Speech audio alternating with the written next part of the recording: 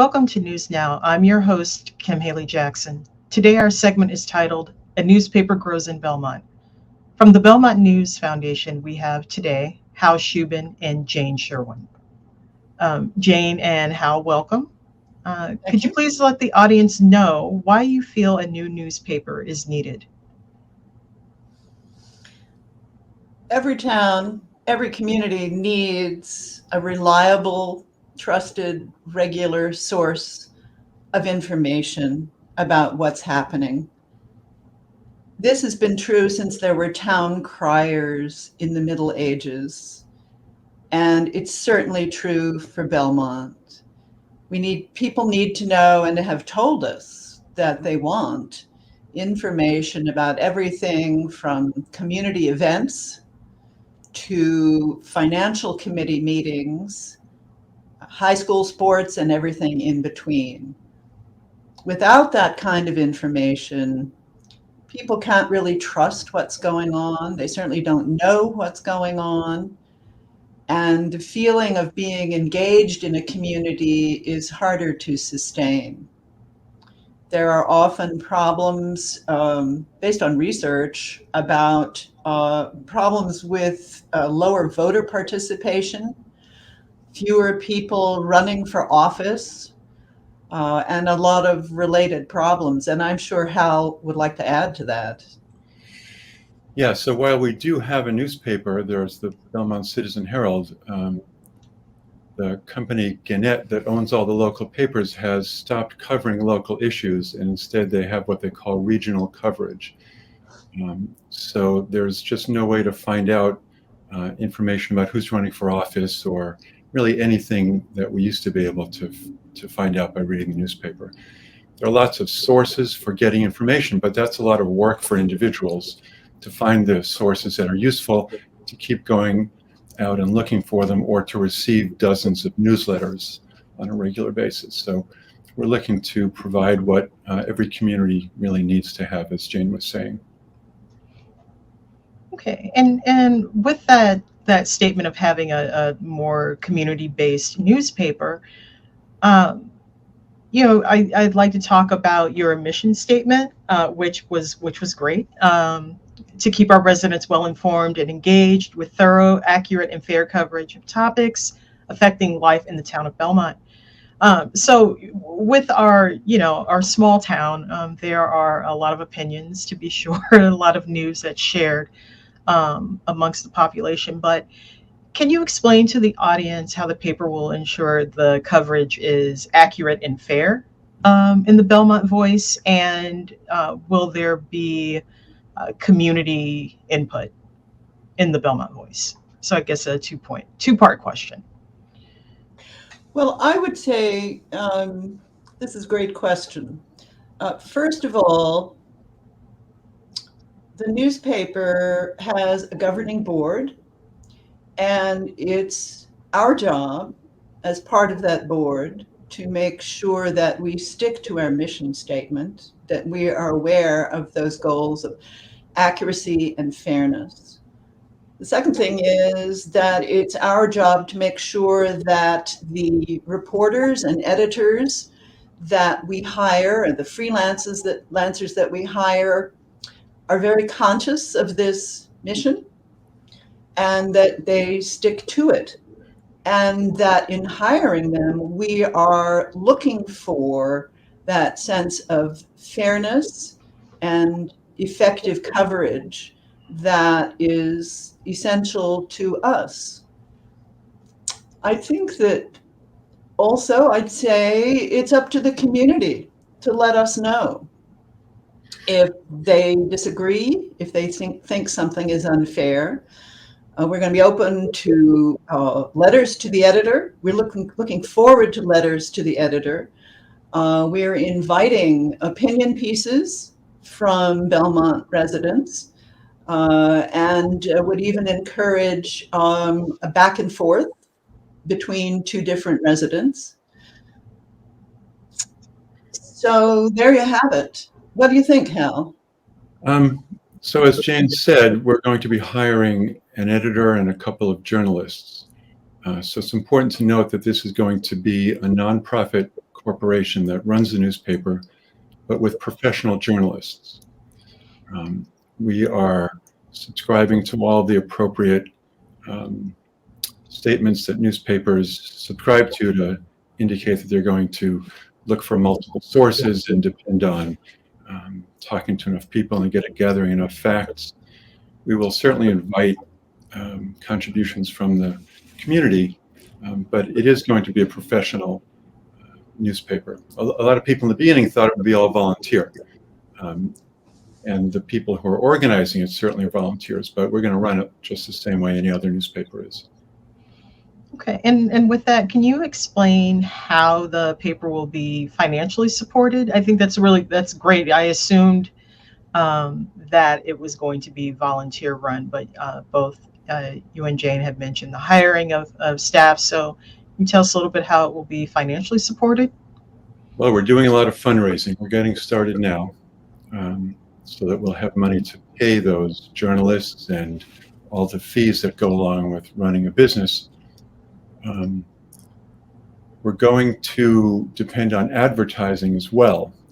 Folks in other towns have started up newspapers like this. You could look at Concord and Marblehead and Newton and New Bedford and other places. And one model that we like a lot is what they're doing in Concord. They found out that if they took a certain amount of advertising that for the print newspaper, that would pay for printing and mailing it. So they can send it to every household and business in town at no charge. So no one has to sign up, no one has to pay for the paper. So in that sense, it's a community service, and we can do that as a nonprofit. We're not looking to make tons of money on this. That doesn't seem to be a viable model anymore. We're not looking to make any money on this. We're looking to provide a service. So it'll be fundraising and advertising as the main ways we go ahead with this. Thank you. I think he's pretty much covered it. What this means is that to a large extent, it's a community-supported newspaper in terms of the fundraising, and even the advertising will be mostly local, at Right. least as far as we can tell at this point. As a not-for-profit, everyone's donation will be deductible. We have applied for not-for-profit status. We're not there yet, but we don't think there will be a problem.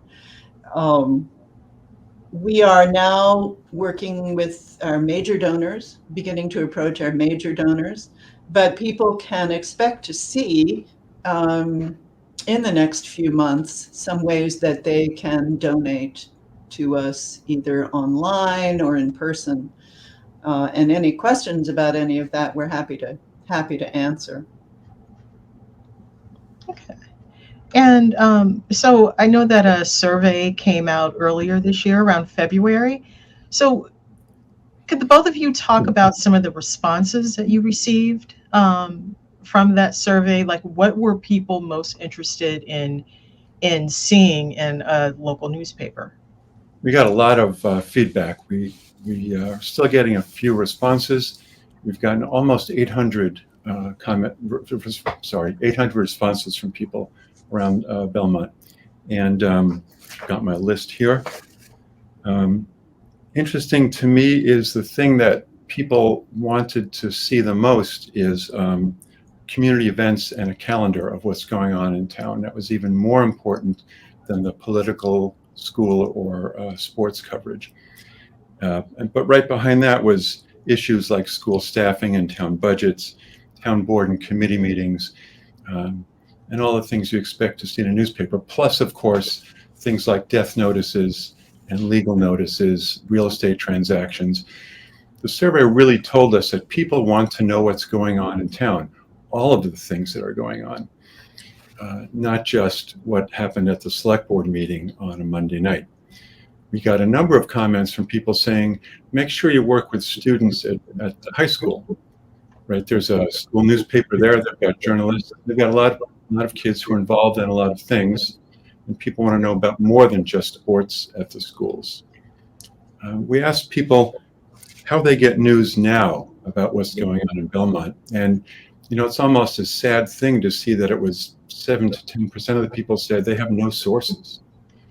But the biggest number that people reported was friends, neighbors, and family. That's how they got news. And a whole slew of blogs and online information and social media. But we know that social media can be a difficult place to get straightforward, honest news because the loudest voice always rises to the top. Okay. And so with that, when with all this going on in the background, when would you anticipate the first issue coming out? Well, we're aiming for the middle of October, certainly by the end of the year. And I guess we should emphasize that this is called a newspaper, but it really comes in two forms. One is the print version that Hal's talking about, which you can keep on your kitchen table for your friends to see, as well as read. The coverage will be thorough, but it will only be once a week. So the other part of this is our website and our digital newsroom, as we sometimes call it. So if something exciting happens, if there's some kind of breaking story, you shouldn't have to wait a week to read about it. You should be able to go right online and see whether the Belmont Voice has covered this issue. And you can let us know. You may know about it before we do. And we'll have social media. We've started that because we want to let people know what's happening even before we have any news to report. I guess in the beginning we're the news. What's going on with forming this business?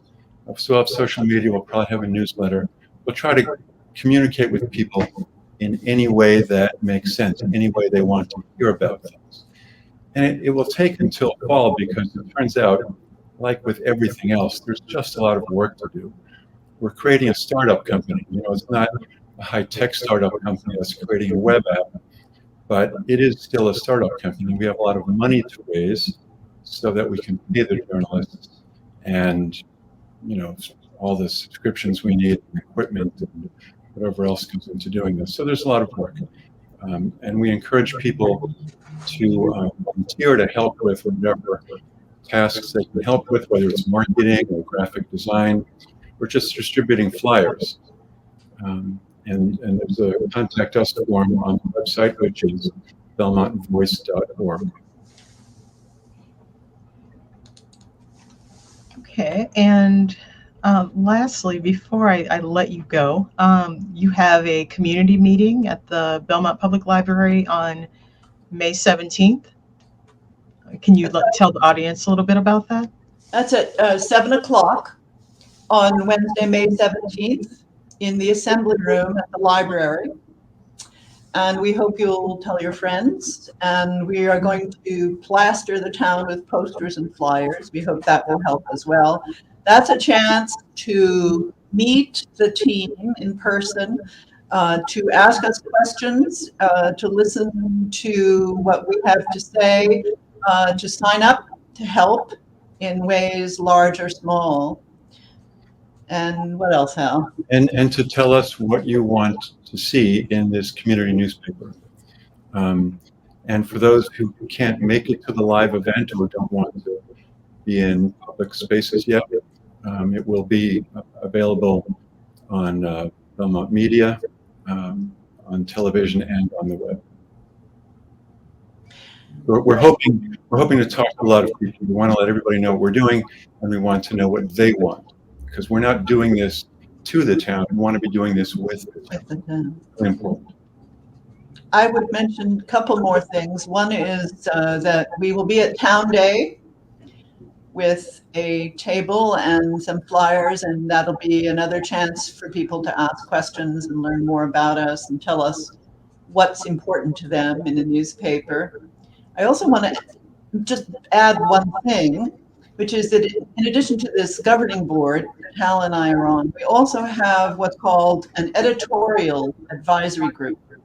And that's being put together by a senior journalist who has invited a number of very experienced reporters in radio, in print, to advise and back up the staff that we hire. I think that's going to be a great strength of this paper, and it's important for people to know. Is the majority of the staff actually hired staff or volunteers? How do you envision that looking right now? Right now, we're looking to hire an editor and a couple of journalists and maybe some part-time folks, some very part-time people. And then I guess we'll have to see how it goes. We'll certainly accept contributions from the community, letters, as mentioned earlier, opinion pieces, and we're hoping to have pro and con pieces so that we can have people from the community discussing both sides of an issue. So that's the plan right now, and I think as we get closer, we'll learn more about what our budget can be and talk with folks in other towns and find out what works for them. It's as Hal said earlier, it's a business, and it's undoubtedly going to need some staff in addition to the reporting staff, the editorial staff. They're at the heart of it. They produce the product.